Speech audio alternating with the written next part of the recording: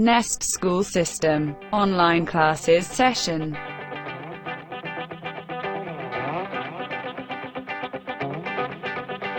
Dear student, let's start today's lecture. बिस्मिल्लाहिर्रहमानिर्रहीम। अस्सलाम वालेकुम एवरीवन। आज आपका 5 क्लास सब्जेक्ट साइंस का 3rd लेक्चर है। और स्टूडेंट्स, आप लोग ये देख सकते हैं, ये मेरे हाथ में क्या है। ये चिक पीस होते हैं, ठीक है। ये चने होते हैं जो आप खाने में भी इस्तेमाल करते हैं। ब्लैक चने या सफ़ेद चने होते हैं, ठीक है। आज हम इसका स्ट्रक्चर पढ़ेंगे, ठीक है। ये आप देख लें, जो मैंने अभी आपको सीड दिखाया है, ठीक है। हम उसका स्ट्रक्चर आज पढ़ेंगे। और आपने उसको लेकर अपने घर में एक सीड लेकर उसे पानी में भिगोना है सारी रात। सुबह उसका जो रिजल्ट होगा वो मैं आपको बताऊंगी और आपने भी देखना है। स्ट्रक्चर ऑफ सीड में हम पहले फर्स्ट ऑफ ऑल पढ़ेंगे कि सीड कोट क्या होता है। आप जब उसे सारी रात भिगोगे ना इन वाले चनों को, तो इसके ऊपर से एक छिलके नुमा एक चीज़ उतरेगी, वो उसका सीड कोट होगा, ठीक है। यानी कि उसको कवर किया हुआ है सीड को, ठीक है। उसके बाद उसमें कोटिलीडन निकलेंगे, मतलब उसमें 2 जो है वो दाने निकलेंगे, ठीक है, जिसे हम कोटिलीडन बोलेंगे। आपने सारे रात भिगोना है, उसे देखना है। जिसमें टाइप्स होती हैं कोटिलीडन की, इसमें तो डाई कोटिलीडन निकलेंगे, यानी कि जिसमें 2 होते हैं दाने, ठीक है। जिसमें सिर्फ एक कोटिलीडन होता है उसे हम मोनो कहते हैं, जिसे हम 2 होते हैं उसमें डाई कहते हैं, ठीक है। मोनो मतलब 1, डाई मतलब 2। उसके बाद एम्ब्रियो, ठीक है। एम्ब्रियो यानी कि जहाँ से उस सीड ने बनना है। प्लम्यूल उसका शूट पार्ट होता है नीचे से, जहाँ से ऊपर से जहाँ से उसका शूट निकलती है। रेडिकल रूट पार्ट होता है जहाँ से उसकी रूट्स निकलती हैं नीचे से, ठीक है। अगर इसको आप सारी रात भिगोगे, आपने सारी रात भिगोना, ये आपकी एक्टिविटी है। आपने भिगोना है इस चने को, ठीक है। और फिर जो है इसको सुबह देखेंगे तो पहले सीड को उतरेगा, उसके ऊपर अंदर कोटिलीडन निकलेंगे। फिर आपको उसका शूट पार्ट भी नज़र आ रहा होगा ऊपर से, और रूट पार्ट भी नज़र आ रहा होगा, ठीक है। आप ये देखें, ये जो है ये वाली चीज़, ये नीचे वाली बिल्कुल, ये इसका रूट पार्ट है, और ये ऊपर से इसका शूट पार्ट निकलेगा। अगर आप इसे मिट्टी में दबाना चाहते हैं तो इसको मिट्टी में रखेंगे, आप पानी वगैरह देंगे तो ये जो है इसका एक प्लांट बन जाएगा, ठीक है। अब जो है हम इसकी रीडिंग करते हैं। जब रीडिंग करेंगे तो इसमें आपको बिल्कुल क्लियरली नज़र आ जाएगा सारा कुछ, ठीक है। स्ट्रक्चर ऑफ सीड पढ़ेंगे, ऊपर से सारा मैंने आपको पढ़ा दिया हुआ है, ठीक है। Take some gram seed and soak them for a day. आपने ये वाले चने लेने हैं कुछ, और फिर सारे दिन के लिए भिगो के रखना है। Now observe the seeds carefully. इन सीड्स को केयरफुली ऑब्जर्व करना है। You will see an outer covering. आपको एक आउटर कवरिंग नजर आएगी जो पानी में भीगने की वजह से नरम होकर उतर जाएगी। This is known as a seed coat. इसे हम कहते हैं seed coat. The seed coat protects the seed. Seed coat का क्या फंक्शन होता है? सीड कोट जो है ना, सीड को प्रोटेक्ट करता है। Remove the seed coat carefully. आपने सीड कोट को बहुत ही ध्यान से उसको उतार देना। You will now notice seed leaves. आपको सीड लीव्स नजर आएंगे। Seed leaves are called cotyledons, और इनको हम कोटिलीडन्स बोलते हैं। जो मैंने आपको कहा अंदर से जो है चने की तरह की, चने की दाल के जैसे होते हैं, वैसे निकलेंगे। Cotyledon store food for the baby plant before the baby plant start making its own food. क्योंकि वो बेबी प्लांट होता है, अभी अपना खाना खुद नहीं बना सकता, इसलिए जो है वो उस कोटिलीडन के अंदर उसका बेबी प्लांट का फूड स्टोर हुआ होता है, ठीक है। In some seed like grams, beans and peas there are 2 cotyledon. जो है इन चने वगैरह में, मटर के दानों में, इनमें जो है 2 कोटिलीडन होते हैं। सच सीड्स आर कॉल्ड डाइकोटिलीडन, और इन सीड्स को हम डाइकोटिलीडन बोलते हैं। डाई का मतलब होता है 2। In others like wheat, rice, अब जो है चावल, गंदुम, ठीक है, मकई, इनमें जो है सिर्फ एक होता है। आपने मकई देखी होगी ना, मकई, उसको भी आप सारी रात भिगोगे, उसके ऊपर से भी सीड कोट उतरेगा, लेकिन उसके अंदर कोटिलीडन सिर्फ एक होगा, एक दाना होगा, ठीक है। और ऐसे सीड्स को हम मोनोकोटिलीडन्स बोलते हैं। स्टूडेंट्स, ये स्ट्रक्चर ऑफ सीड है, ध्यान से देख लें इसे आप। ये वो चना है, ठीक है, जिसको आपने भिगोना है। उसके जब खोलेंगे तो अंदर से जो है ये सीड कोट होगा ऊपर वाला, अंदर ये कोटिलीडन होंगे। ये इसकी रेडिकल है, यहाँ से रूट ने निकलना है।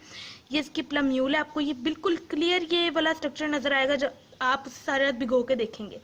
Between the seed leaves cotyledon is the baby plant और the embryo with the tiny shoot and root. और अंदर जो है ये बेबी प्लांट होगा, ठीक है। इसके रूट भी होंगे, शूट भी होंगे, जो भी ग्रो होने होंगे। द सीड्स लीव और cotyledon provide food to the embryo. इन दोनों का क्या काम है? इन्होंने जो है इसको जो है बेबी प्लांट को फूड जो है वो प्रोवाइड करना है।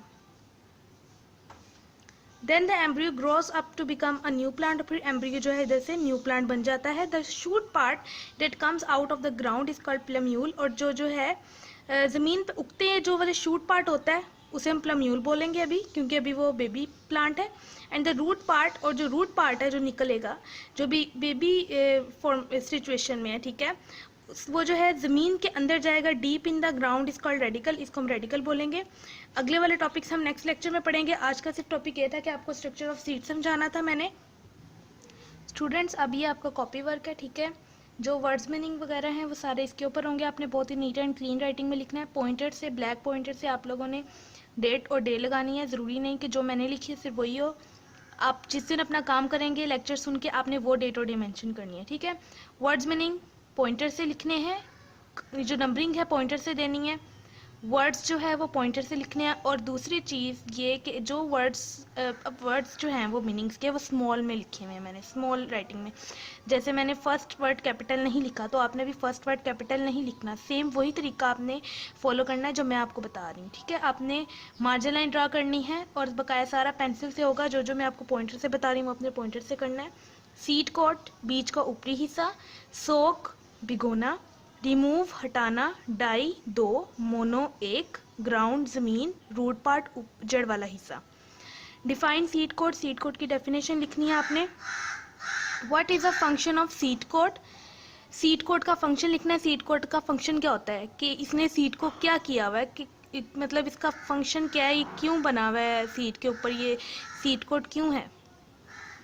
ये अब थर्ड क्वेश्चन है, what is the difference between monocotyledon and dicotyledon, also give example. आपने दरमियान में लाइन लगानी है, ठीक है। एक तरफ लिखना है मोनोकोटिलीडन पॉइंटर से, दूसरी तरफ लिखना है डाइकोटिलीडन पॉइंटर से।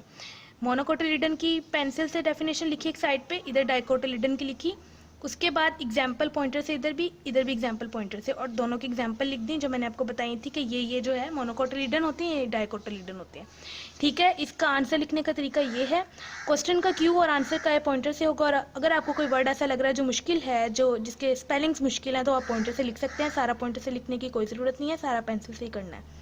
जो बताई हैं सिर्फ बातें वो सिर्फ आप लोगों ने पॉइंटर से करना है। वो पॉइंटर जो होगा वो ब्लैक कलर का होगा। अगला क्वेश्चन है, write the main function of cotyledon, cotyledon का मेन फंक्शन लिखें क्या है।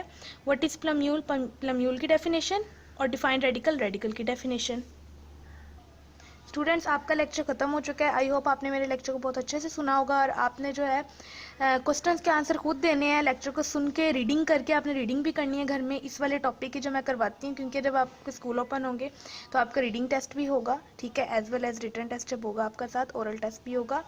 आपकी रीडिंग स्किल्स को भी देखा जाएगा। और दूसरी चीज़, जो वर्ड्स मुश्किल लग रहे हैं आप उसकी डिक्टेशन वर्ड्स कर सकते हैं, लेकिन रफ कॉपी पे, नीट कॉपी पे डिक्टेशन वर्ड्स नहीं होंगे। और राइटिंग बहुत नीट एंड क्लीन होनी चाहिए आप सबकी, ताकि मुझे समझ आए। और जो चीज़ पॉइंटर से बोली है वो पॉइंटर से लिखनी है, और जो चीज़ पेंसिल से है वो पेंसिल से लिखनी है।